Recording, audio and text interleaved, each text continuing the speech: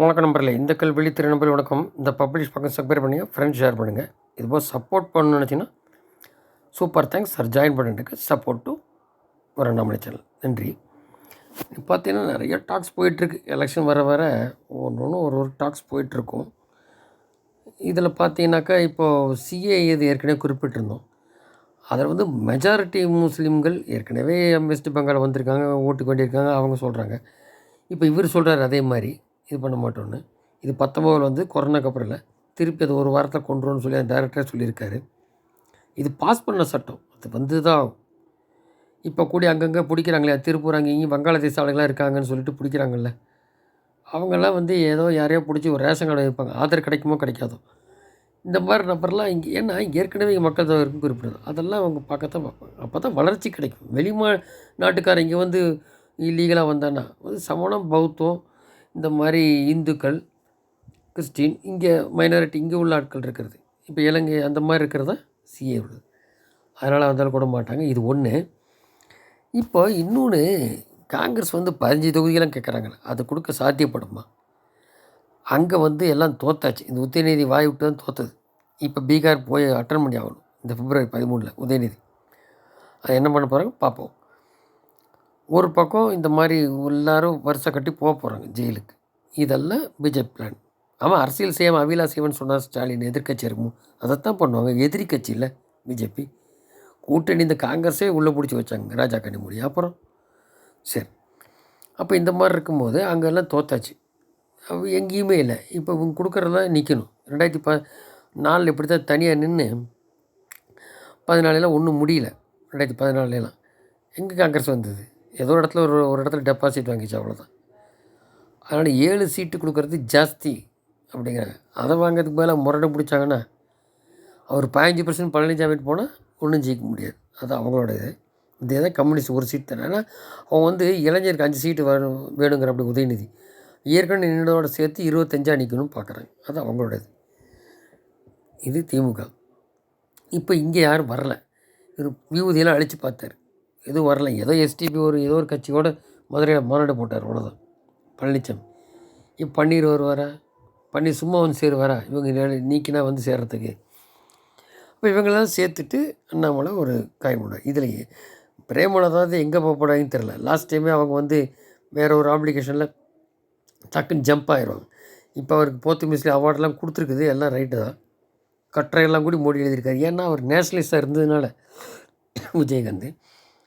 So இந்த பாமக வந்து இனி அங்கே டோர் க்ளோஸ். திமுக இங்கே போவாங்களான்னு தெரில. எடப்பாடி நம்பி பிஜேபி வந்தால் கூடி ஓரளவு ஏதோ ஒரு மினிஸ்டர் கிடைக்கும் வரலாம். அது இன்னும் அவங்க கூட அந்த சார்பாக தான் எடுக்கிற மாதிரி இருக்குது. தினகரன் உட்பட இன்னும் பிரேமலதா சொல்லலை. அவங்க கரெக்டாக எடுத்தால் மோடி சைடில் இது வரைக்கும் இருந்தாக்க கொஞ்சம் 0.5 கட்சி கொஞ்சம் டெவலப் ஆகும். அது என்ன பண்ணுறாங்க அவங்க பாடு பார்ப்போம். ஸோ இந்த மாதிரி இருக்கும்போது அன்றைக்கெல்லாம் வந்து வைப்ரண்ட்டாக கருணாநிதி எழுத இருந்தாங்க. அப்போவே ஒரு 2-3% உள்ள கட்சி வந்து 5% வாங்கி 18-19% டோட்டலாக இந்த மதிமுகால் இருந்த கூட்டணியில் 2 சீட்டு கிடச்சிது, கன்னியாகுமரி, தருமபுரி, ஜெயலலிதா கருணை இருக்கும்போது. அப்போ வைப்ரண்ட் லீடர் ஒன்றும் இல்லை பொன்ராதாகிருஷ்ணன். இப்போ அப்படி இல்லை, அவங்க யாரும் இல்லை, இவங்க கணக்கிலே இல்லை. அவங்க வந்து ஸ்டாலின் வந்து எல்லாத்துலேயும் ஜெயிச்சு வந்திருக்கலாம், ஆனால் வந்து ஒரு கவர்ச்சி தலைவரானா இல்லை. இப்போ எல்லாம் அரசு ஊழியர் போராட்டம் எல்லாம் பண்ணுறான், எல்லா இடத்துலையும் அதிருப்தி மக்கள்லேருந்து ஆச்சுங்களா. ஸோ எடப்பாடி அந்த லைன் தான் இறக்கி தான் போயிட்டார். இப்போ எங்கே போனால் இளைஞர்கள் அதான் சொல்கிறாங்களே, ஏழைகள் இளைஞர்களுக்காக இந்த மாதிரி தான் சொல்கிறாங்களே, பாத யாத்திரை முடிக்க போகிறார். இது வந்து இப்போ வந்து ஆல்ரெடி இப்போ ஒரு 6% உள்ளாட்சியில் காமிச்சிருக்கு. இதுலேருந்து இப்போ ஜம்ப் ஆகிருக்கும். பிரசாந்த் கிஷோரே சொல்கிறார் 15% வந்திருக்கணும். அது 15 வருதா 20 வருதாங்கிறது எலெக்ஷன் இதில் தான் தெரியும். இவங்களுடைய இது என்னென்னா டபுள் டிஜிட் கிராஸ் பண்ணணும் பிஜேபி. டபுள் டிஜிட்னா 15, 20 அந்த மாதிரி கிராஸ் பண்ணிட்டாங்கன்னா எல்லாம் இவங்களை நோக்கி வர ஆரம்பிச்சிடுவாங்க. அதுக்கப்புறம் 2 வருஷம் இருக்குது, 2026. அப்புறம் ராமர் தான் ஏற்கனவே 10 ஏக்கர் வாங்கி சென்னையில் கட்டுவாங்க ராமர்னு சொல்லிட்டு இருக்கோம் இல்லையா. இந்துத்துவம் தான் கையில் எடுப்பாங்க, இந்துத்துவம் தான் கையில் எடுப்பாங்க. அப்புறம் மோடி உட்காந்துட்டாருன்னா கேட்கவே மாட்டான். ஏற்கனவே போட்டு அடிக்க ஆரம்பிச்சிட்டான் திமுகவை. அது எந்த அளவுக்கு உடையுது கலையுதுங்கிறது அப்புறம் உட்காந்தப்புறம். ஏன்னா எலெக்ஷன் டேட் ஃபிக்ஸ் பண்ணியாச்சுன்னா அதுக்கப்புறம் ஒன்றும் பண்ண முடியாது.